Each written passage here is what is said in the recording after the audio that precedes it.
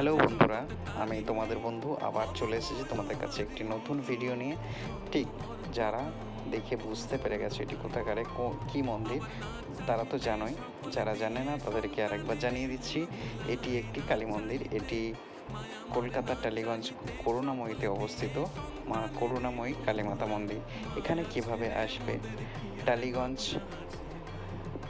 থেকে অটো যোগে কিংবা বাস যোগে তোমরা করুণাময়ীতে নেমে গেলে করুণাময়ী কালীমাতা মন্দিরে দর্শন পেয়ে যাবে, অথবা বেহালা লাইন থেকে এলে 3A থেকে তোমরা অটো কিংবা বাস ধরে করুণাময়ীতে নেমে গেলে সেখানেই মা করুণাময়ী কালীমাতার দর্শন পেয়ে যাবে।